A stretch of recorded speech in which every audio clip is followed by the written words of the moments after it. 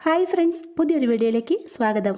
എത്ര ചൂടിലും എങ്ങനെയൊക്കെ പാചകം ചെയ്താലും നമ്മുടെ ശരീരത്തിന് യാതൊരുവിധ ദോഷങ്ങളും വരുത്താത്തവയാണ് കാസ്റ്റ് അയൺ പാത്രങ്ങളും അതുപോലെ തന്നെ സ്റ്റെയിൻലെസ് സ്റ്റീൽ പാത്രങ്ങളും. അതുമാത്രമല്ല, ഇത്തരം പാത്രങ്ങളിൽ കുക്ക് ചെയ്യുന്ന ആഹാരം കഴിക്കുന്നത് വഴി നമ്മുടെ ശരീരത്തിലുണ്ടാകുന്ന അയൺ ഡെഫിഷ്യൻസിയെ ഒരു പരിധി വരെ നമുക്ക് ഇല്ലാതാക്കാനും സാധിക്കും.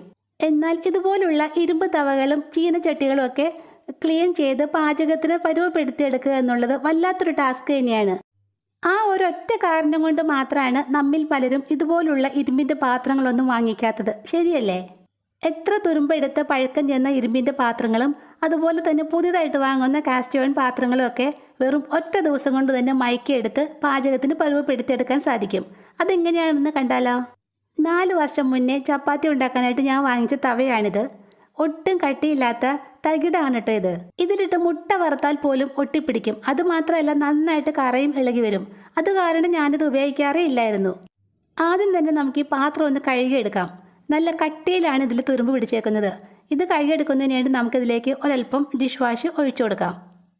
ഇനി നമ്മുടെ വീട്ടിലുള്ള സ്റ്റീലിൻ്റെ ആ സ്ക്രബ്ബറില്ലേ, അത് വെച്ച് നമുക്കിത് നന്നായിട്ടും തേച്ചൊരിച്ച് കഴുകാം. പാത്രത്തിൻ്റെ അകത്തും പുറത്തൊക്കെ നന്നായിട്ട് തുരുമ്പ് പിടിച്ചിട്ടുണ്ട്. അതുകൊണ്ട് അവിടെയൊക്കെ സ്ക്രബ്ബർ കൊണ്ട് നന്നായിട്ട് ഉരച്ചു കൊടുക്കണം. ചിലരൊക്കെ ഇതുപോലുള്ള കാസ്റ്റ് അയൺ പാത്രങ്ങൾ സീസൺ ചെയ്തെടുക്കുന്നതിന് വേണ്ടി നമ്മുടെ ടോയ്ലറ്റ് ക്ലീനറായ ഹാർപ്പിക്ക് യൂസ് ചെയ്യാറുണ്ട്. എന്നാൽ ഹാർപ്പിക്ക് ഒന്നും ഒരിക്കലും ഇത്തരം ആവശ്യങ്ങൾക്ക് എടുക്കാൻ പാടില്ല കേട്ടോ. ഹാർപ്പിക്ക് ഇട്ട് ക്ലീൻ ചെയ്തെടുത്ത പാത്രങ്ങൾ അടുപ്പിൽ വെച്ച് ചൂടായി കഴിയുമ്പോൾ അതിൽ നിന്നും ഹാർപ്പിക്കിൻ്റെ ആ സ്മെല്ല് പൊങ്ങി വരും. അതുമാത്രമല്ല, നമ്മളതിൽ പാകം ചെയ്യുന്ന ആഹാര സാധനങ്ങൾക്ക് വരെ ഹാർപ്പിക്കിൻ്റെ ആ സ്മെല്ലുണ്ടാവും.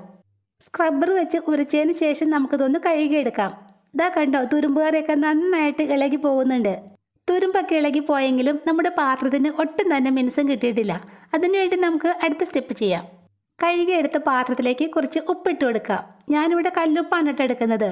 കല്ലുപ്പോ പൊടിയുപ്പോ ഏത് വേണേലും എടുക്കാവുന്നതാണ്. ഇനി നമുക്ക് കുറച്ച് പുളി വേണം. വാളൻ പുളി, സാമ്പാർ പുളി, പിഴുപുളി എന്നൊക്കെ പറയുന്നില്ലേ, ആ പുളിയാണ് കേട്ടോ നമുക്കിവിടെ ആവശ്യമുള്ളത്. ഒരു ചെറുനാരങ്ങ വലുപ്പത്തിലാണ് പുളി ഞാനിവിടെ എടുത്തിട്ടുള്ളത്. ഇനി ഈ പുളിയും ഉപ്പും കൂടി നമ്മുടെ പാത്രത്തിനുള്ളിൽ വെച്ച് നന്നായിട്ടൊന്ന് കുഴച്ചെടുക്കണം. ഒരല്പം വെള്ളവും കൂടി ചേർത്ത് കൊടുക്കാം കേട്ടോ. പാത്രത്തിലെ കറയെല്ലാം നന്നായിട്ട് ഇളകി വരുന്നതിന് വേണ്ടിയാണ് ഇങ്ങനെ ചെയ്യുന്നത്. ഈ സമയത്ത് ഒരു ഗ്ലൗസ് ഇടുന്നത് വളരെ നല്ലതായിരിക്കും. ഇളകി വരുന്ന ഈ കറ നമ്മുടെ കൈകളിലും നഖത്തിനിടയിലൊക്കെ പറ്റിപ്പിടിക്കും. കഴുകിക്കളയാൻ കുറച്ച് പാടായിരിക്കും. ഉപ്പും പുളിയും ചേർത്ത് കുഴച്ച് ഒരല്പം വെള്ളവും കൂടി ഒഴിച്ചതിന് ശേഷം നമുക്കിത് സ്റ്റവിൽ വെച്ച് ഒന്ന് തിളപ്പിച്ചെടുക്കാം. പാത്രത്തിലെ വെള്ളം നന്നായിട്ട് വറ്റി തീരുന്നത് വരെ നമുക്കിത് തിളപ്പിച്ചെടുക്കണം. ഉപ്പും പുളിയൊക്കെ ചേർത്ത് ഇങ്ങനെ തിളപ്പിക്കുമ്പോൾ പാത്രത്തിനുള്ളിലെ തുരുമ്പുകാരെല്ലാം നന്നായിട്ട് ഇളകി വരും. വെള്ളം നന്നായിട്ട് വറ്റി കിട്ടിയിട്ടുണ്ട്. ഇനി സ്റ്റവ് ഓഫ് ചെയ്യാം. ഇനി ഇതൊന്ന് തണുത്തതിന് ശേഷം നമുക്ക് ബാക്കി പണി ചെയ്യാം. പാത്രം നന്നായിട്ട് തണുത്ത ശേഷം സ്റ്റീൽ സ്ക്രബ്ബർ കൊണ്ട് ആദ്യം ചെയ്തതുപോലെ തന്നെ ഉരച്ച് കഴുകാം. ഇങ്ങനെ ചെയ്യുമ്പോഴും നന്നായിട്ട് കറ ഇളകി വരുന്നത് കണ്ടോ? സ്ക്രബ്ബർ കൊണ്ട് ഉരച്ച് കഴുകിയതിന് ശേഷം നമുക്കിതൊന്ന് കഴുകിയെടുക്കാം.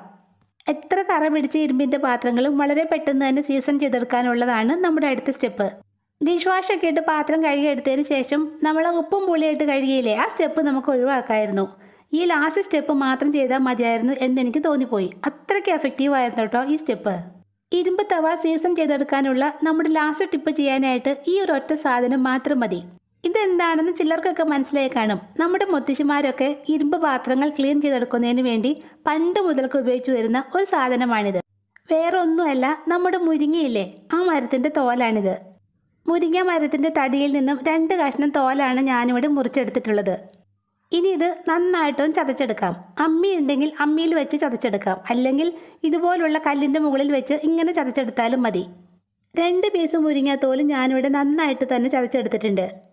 ഇനി ഇത് നമ്മളെ കഴുകി വെച്ചേക്കുന്ന ദോശത്തവയുടെ ഉള്ളിലേക്ക് ഇതുപോലെ ഒന്ന് നിരത്തി വെച്ച് കൊടുക്കാം. അല്ലികളൊക്കെ വിടർത്തി വേണം നിരത്തി വയ്ക്കാൻ. ചതച്ചെടുത്ത തോല് മുങ്ങിക്കിടക്കാൻ ആവശ്യമായി വെള്ളം ഒഴിച്ചതിന് ശേഷം നമുക്കിതൊന്ന് തിളപ്പിച്ചെടുക്കാം. ഇനി ഇതെല്ലാം കൂടി നന്നായിട്ടും തിളപ്പിച്ച് വെള്ളം 3/4 ഭാഗത്തോളം വറ്റി വരുന്ന സമയത്ത് നമുക്ക് ആ സ്റ്റവ് ഓഫ് ചെയ്യാം. സ്റ്റവ് ഓഫ് ചെയ്തതിന് ശേഷം നമുക്കിത് ഏകദേശം ഒരു 4 മണിക്കൂർ നേരത്തേക്ക് ഇങ്ങനെ തന്നെ അനക്കാതെ മാറ്റി വയ്ക്കാം. ഈ സമയം കൊണ്ട് നമ്മുടെ ഇരുമ്പ് പാത്രത്തിലെ കറ മുഴുവനായിട്ട് ഇളകി പുറത്തേക്ക് വരും. മുരിങ്ങാത്തോലെടുത്ത് തിളപ്പിച്ചതിന് ശേഷം കുറഞ്ഞത് 4 മണിക്കൂറെങ്കിലും ഇങ്ങനെ റെസ്റ്റ് ചെയ്യാൻ വെച്ചാൽ മാത്രമേ നമ്മുടെ പാത്രം നന്നായിട്ട് ക്ലീനായി കിട്ടുകയുള്ളൂ. നിങ്ങൾക്ക് സമയമുണ്ടെങ്കിൽ ഇത് ഇങ്ങനെ ഒരു ദിവസം മുഴുവനും വെച്ചിട്ട് കഴുകിയെടുക്കുന്നതാണ് ഏറ്റവും നല്ലത്. ഞാനിപ്പോൾ 4 മണിക്കൂർ മാത്രമേ ഇങ്ങനെ വെക്കുന്നുള്ളൂ. 4 മണിക്കൂറിന് ശേഷം നമ്മുടെ മുരിങ്ങാത്തോലിൻ്റെ നിറം കണ്ടോ? പാത്രത്തിലെ കറയെല്ലാം ഇളകി വന്ന് അത് കറുത്തു പോയി. തോലൊക്കെ എടുത്ത് മാറ്റിയതിന് ശേഷം നമുക്ക് ആ പാത്രം ഒന്ന് കഴുകിയെടുക്കാം. നമ്മൾ ആദ്യം ചെയ്ത പോലെ തന്നെ ആ സ്ക്രബ്ബർ ഇട്ട് ഒന്ന് ഉരച്ച് കഴുകാം. സ്ക്രബ്ബർ ഇട്ട് ഉരച്ച് കഴുകി കഴിഞ്ഞപ്പോൾ നമ്മുടെ പാത്രം കണ്ടോ നന്നായിട്ട് വെളുത്ത് കിട്ടിയിട്ടുണ്ട്. അതുമാത്രമല്ല നല്ല മിനുസവും ഉണ്ടായിട്ടുണ്ട് നമ്മുടെ പാത്രത്തിന്. ദോശക്കല്ലൊക്കെ പോലെ കട്ടിയുള്ള പാത്രമല്ല കേട്ടോ നമ്മുടേത്. ഇതൊരു തകിടാണ്. അതുകൊണ്ടാണ് ഇതിങ്ങനെ ഈ കളറിൽ കാണുന്നത്. ദോശക്കല്ലൊക്കെയാണ് നല്ല കറുപ്പ് നിറത്തിൽ കണ്ടേനെ. കഴുകിയെടുത്ത പാത്രം സ്റ്റവിലേക്ക് വെച്ചതിന് ശേഷം അതിലേക്ക് കുറച്ച് നല്ലെണ്ണ ഒഴിച്ചു കൊടുക്കാം. ഈ സമയത്ത് വെളിച്ചെണ്ണ എടുക്കാതിരിക്കുന്നതാണ് ഏറ്റവും നല്ലത്. നല്ലെണ്ണയോ സൺഫ്ലവർ ഓയിലോ നമുക്കിതിനായിട്ട് എടുക്കാവുന്നതാണ്. വെളിച്ചെണ്ണയ്ക്ക് ഒട്ടും തന്നെ കട്ടിയില്ല. എണ്ണയ്ക്കും സൺഫ്ലവർ ഓയിലിനൊക്കെ നല്ല കട്ടിയാണുള്ളത്. അതുകൊണ്ട് ഈ ആവശ്യത്തിന് അവ എടുക്കുന്നതാണ് ഏറ്റവും നല്ലതും. ചൂടായ പാത്രത്തിലേക്ക് എണ്ണ ഒഴിച്ചതിന് ശേഷം ഒരു കോട്ടൺ തുണി വെച്ച് പാത്രത്തിൻ്റെ എല്ലാ ഭാഗത്തും നന്നായിട്ട് എണ്ണ ഒന്ന് പുരട്ടി കൊടുക്കാം. എണ്ണ ഒഴിച്ച് ചൂടാക്കിയപ്പോൾ നന്നായിട്ട് കറ ഇളകി വന്നിട്ടുണ്ട്. ആ കറയാണ് നമ്മുടെ ഈ തുണിയിൽ കാണുന്നത്. 2-3 പ്രാവശ്യം കൂടി എണ്ണ ഇങ്ങനെ ഒഴിച്ചിട്ട് തുണി കൊണ്ട് തുടച്ചെടുക്കാം. ഇനി ഈ പാത്രം ഒന്ന് തണുത്തതിന് ശേഷം നമുക്കിതൊന്ന് കഴുകിയെടുക്കാം. തുരുമ്പും കറിയൊക്കെ പോയ നമ്മുടെ പാത്രത്തിൽ ദോശ ചുട്ട് കാണിക്കട്ടെ. സ്റ്റൗ മീഡിയം ഫ്ലെയിമിൽ വെച്ച് പാത്രം നന്നായി ചൂടാക്കിയ ശേഷം നമുക്കതിലേക്ക് കുറച്ച് നല്ലെണ്ണ ഒഴിച്ചു കൊടുക്കാം. നല്ലെണ്ണയിൽ ദോശ ഉണ്ടാക്കുന്നതാണ് ഏറ്റവും നല്ലത്.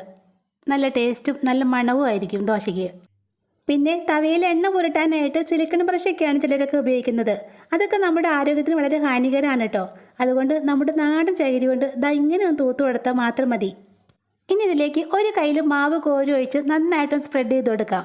പിന്നെ മാവ് കോരി ഒഴിച്ച് സ്പ്രെഡ് ചെയ്യുന്ന സമയത്ത് തന്നെ ആ സ്റ്റൗ ഒരല്പം കൂടി കൂട്ടി വയ്ക്കണം. എങ്കിൽ മാത്രമേ നമ്മുടെ ദോശയിൽ നല്ല ഒരു ഹോൾസൊക്കെ ഉണ്ടാവുകയുള്ളൂ. മാവ് ഒഴിച്ച് 2 സെക്കൻഡ് അങ്ങനെ വെച്ചതിന് ശേഷം ലോ ഫ്ലെയിമിലേക്ക് മാറ്റി കൊടുക്കാം. വളരെ തിന്നായിട്ടുള്ള ദോശയാണ് ഞാനിവിടെ ഉണ്ടാക്കുന്നത്. ദോശയുടെ സൈഡൊക്കെ മുരിഞ്ഞു വരുന്ന സമയത്ത് നമുക്കിതൊന്ന് ഇളക്കിയെടുക്കാം.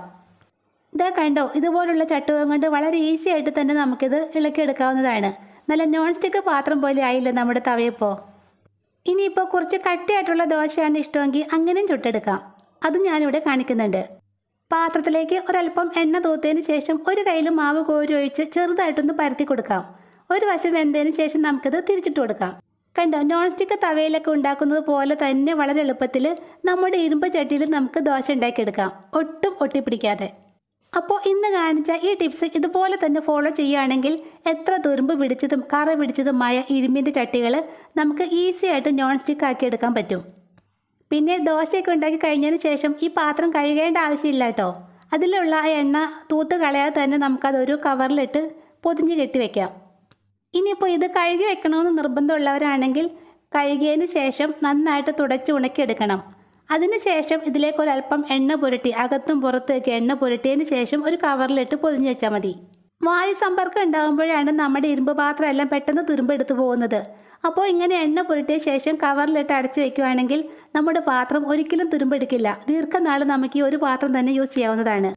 അപ്പോൾ ഇന്നത്തെ വീഡിയോ നിങ്ങൾക്ക് യൂസ്ഫുള്ളായി തോന്നുവാണെങ്കിൽ മറക്കാതെ ഈ ചാനൽ ഒന്ന് സബ്സ്ക്രൈബ് ചെയ്തേക്കണേ. താങ്ക്